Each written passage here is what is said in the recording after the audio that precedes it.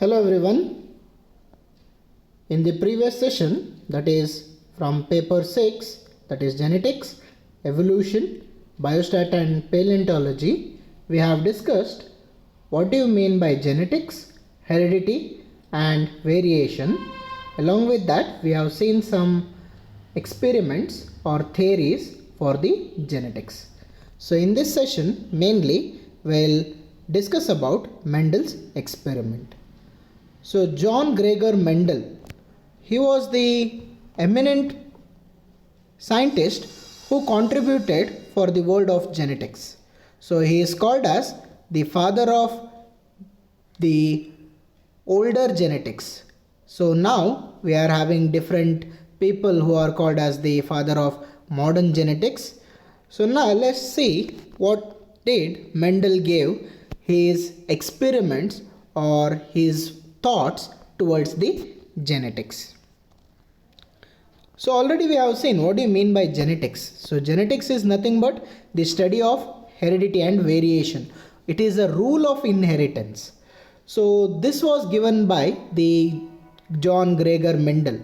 So he said about the importance of heredity and variation.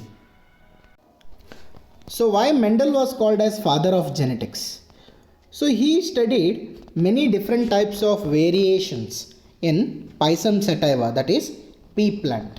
So that is why his study was later again studied by different types of people after his death, and later they came to know that his contribution was much valuable. So as we have seen, what do you mean by genetics? That the how to study the traits or how the traits inherited from one generation to another generation, and due to that interaction of genes, so that is how the genetics work takes place. So the first genetic research lab was a Monk's Abbey garden. So that is the garden of our John Gregor Mendel. So we need to know, if you want to study the genetics, we need to know what do you mean by gene. So gene is nothing but it is a controlling unit of your expression. So that is called as gene. So usually gene come in pair and offspring inherit from one copy to another. So actually the copying of the character, it takes place from the parents and it is copied to the offsprings. As I was already said, what do you mean by heredity and variation? So let's have a look on trait. So trait is nothing but it is a genetic material which passes from parents to offspring. So trait, you can tell it is a type of character.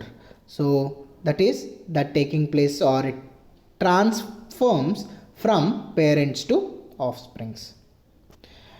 And coming to the history of the Gregor Mendel, so he was born in the peasant family in Austria of around 1852, and later he mainly studied and did experiments in plant hybridization.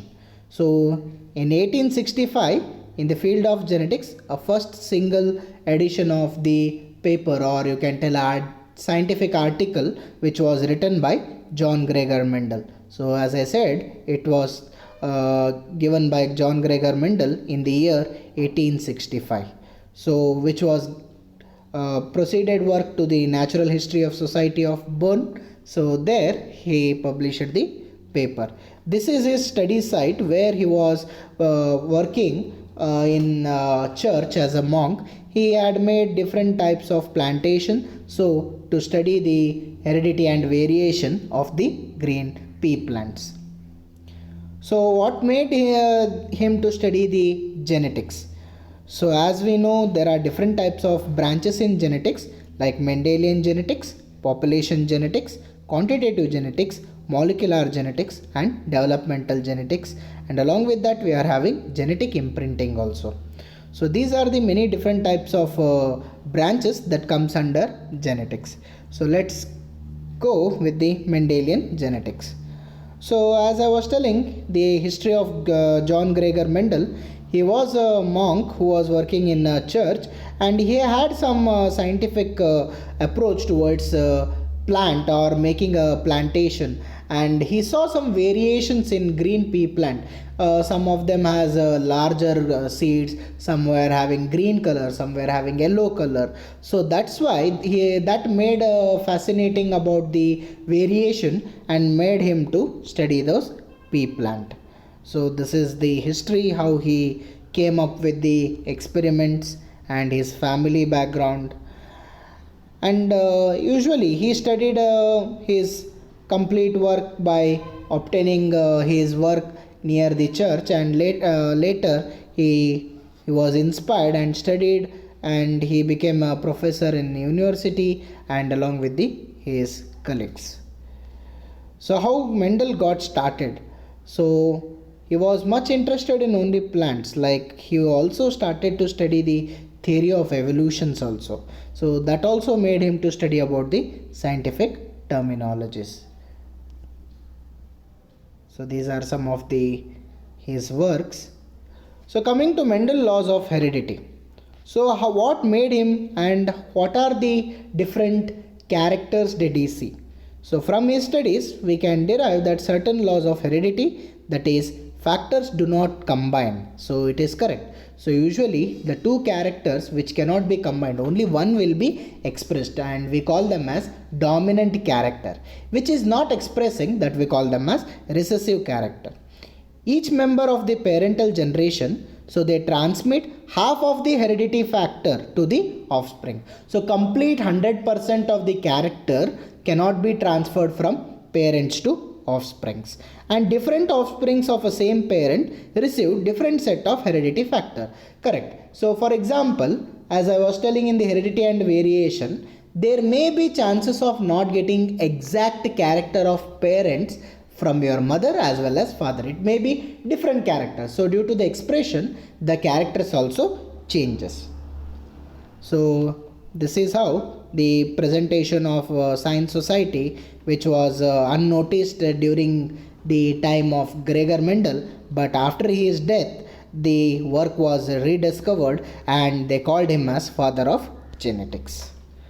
And later the William Bateson, so he was the first person to give the term genetics, and Mendelism, he gave importance to the theories of Mendel and gave the theory as Mendelian theory or Mendelian genetics, and later he also formed a term called as gene. So that is a unit character which was given by Johnson in 1909. So as you can see, the Gregor Mendel work was done in the Mendelism was given by Mendel during 1820 or 1830, but the gene was the term which was introduced in the 1900s. So usually around 40 to 50 years his work was unnoticed, and later the importance are given to the Gregor Mendel.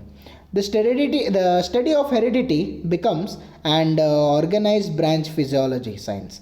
So physiological science is also a type of a branch usually that depends upon the genetics also. So these are some of again his work which given by different people depending on the Mendel's hereditary factors. So Mendel work became a very foundation for the modern genetics.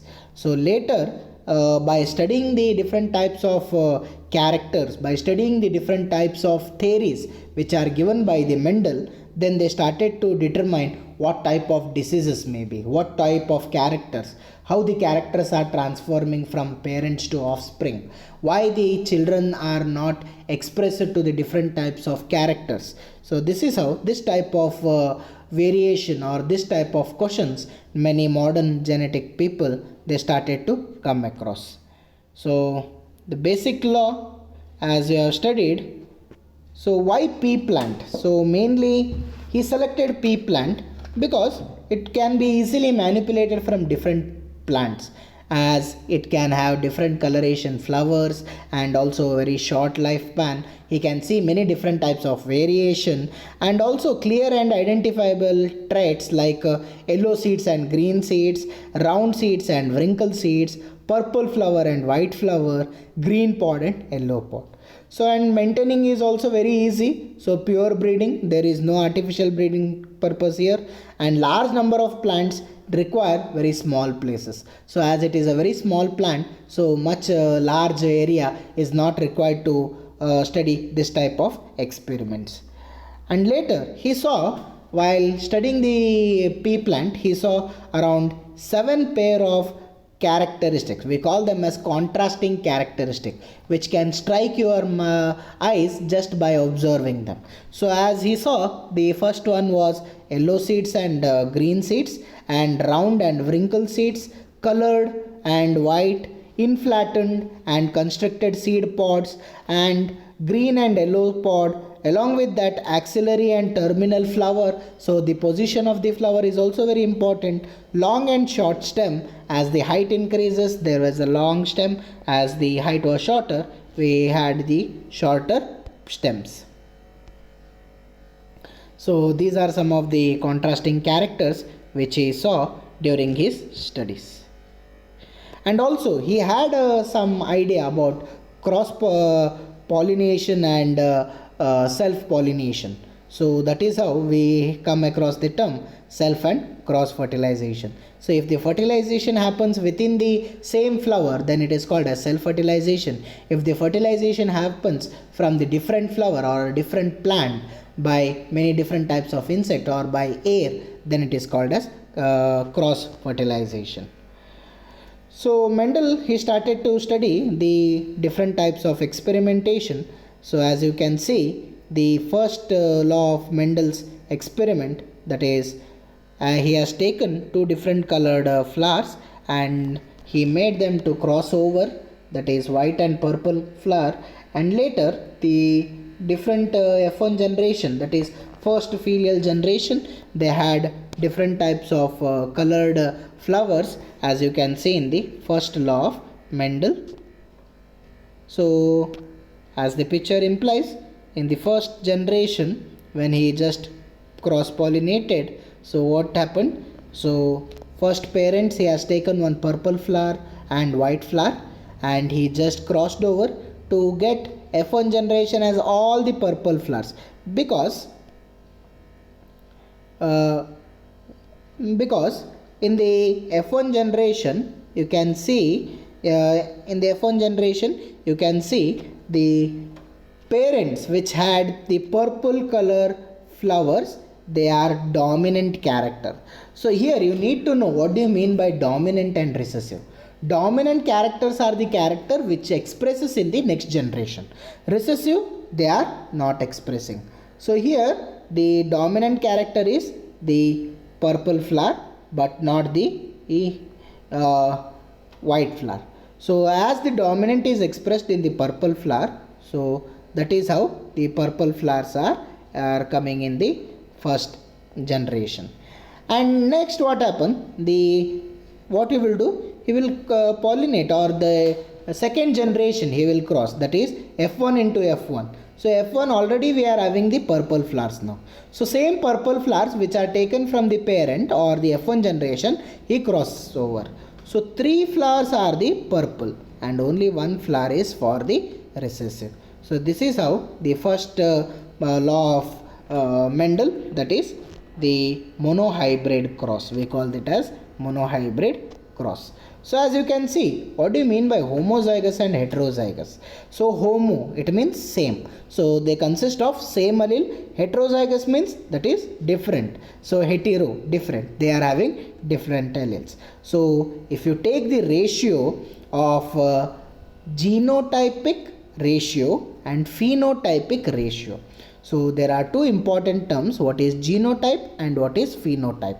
So phenotype ratio means by seeing through your eyes you can make out the phenotypic ratio. So if I ask you what is the phenotypic ratio of monohybrid cross, 3:1 easily, because you have seen 3 flowers are in F2 generation 3 flowers are purple and 1 flower is white. But when you see the genotypic ratio, then it will be different, because you are having genes which are expressing. So one will be dominant, as you can see in the table, that is one is homozygous and 2 are heterozygous. that is 1:2, 2:2, and one more is homozygous recessive. So first one you can see as the homozygous dominant, two are heterozygous, and the last one will be the homozygous recessive. So this is how the Mendel's first law, that is monohybrid cross, works. Then coming to the test cross and back cross, these are very two important theories which are given by Mendel. So back cross is nothing but a cross between F1 individual and the P individual, or that is parental individual, is labeled. So usually F1 individual, it is nothing but the first filial generation is crossed with the parental individual, so that is called as back cross. Whereas test cross, a mating between the individual of unknown genotype.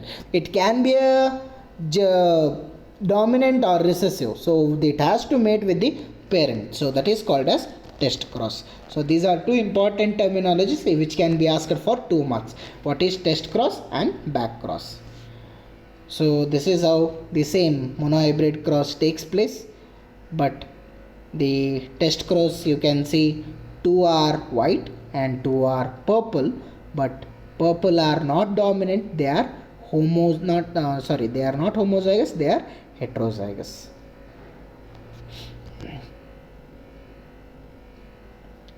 So this is how the dark color coating. So till now I have explained the monohybrid cross. So what do you mean by monohybrid cross then? So monohybrid cross is nothing but you are taking the parental generation as 2 different color, that is purple flower and white flower, and next you are taking the F1 generation. F1 generation will be how much? Only the purple color, because it is only once, and later purple to purple you are making the F2 generation, so you are having 3:1. So this is how experiment takes place in monohybrid cross.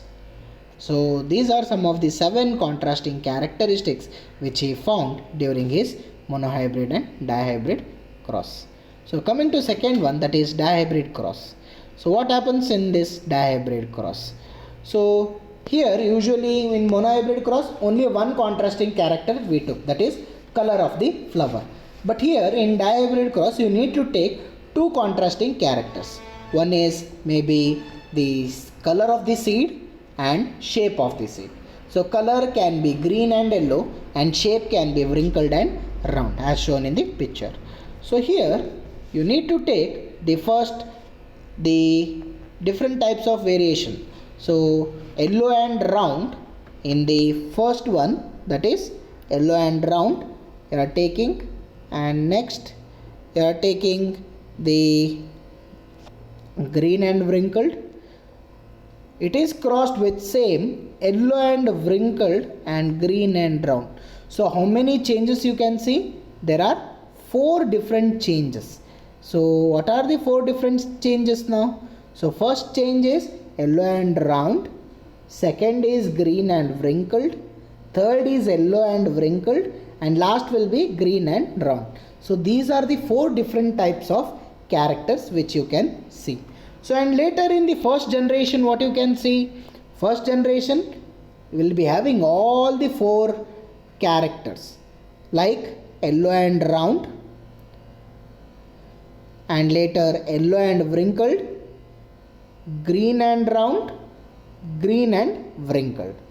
So now you are taking only 2 characters in monohybrid, so you are getting the F2 as 4 outcome.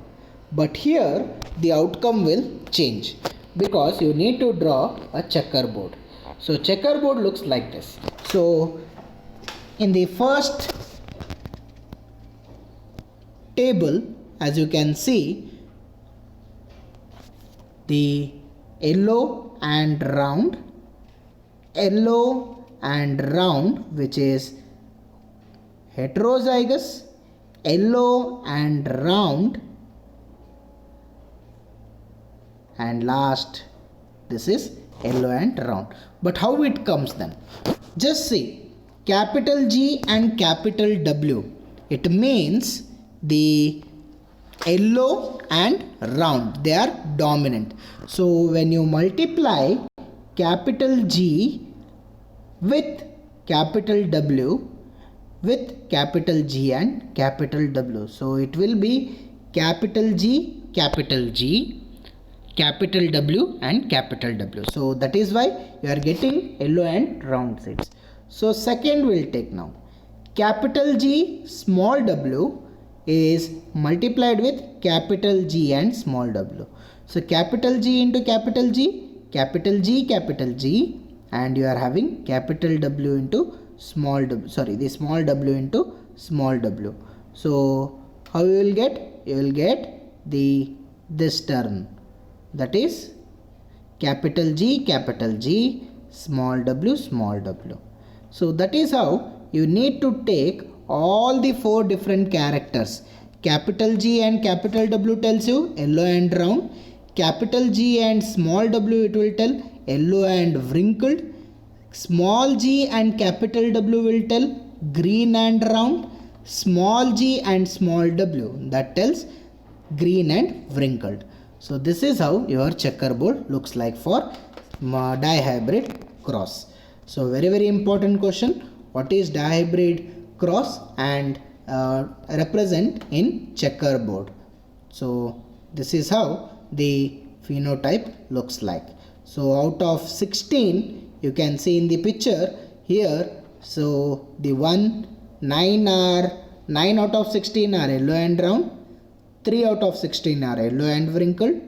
3 out of 16 are green and round. 1 out of 16, that is green and wrinkled. So the last one. So the ratio will be 9:3:3:1.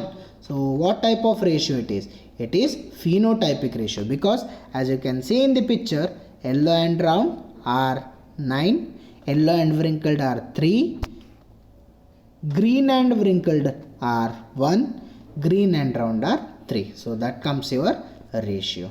So this is how your test cross also works, and along with the monohybrid cross and dihybrid cross.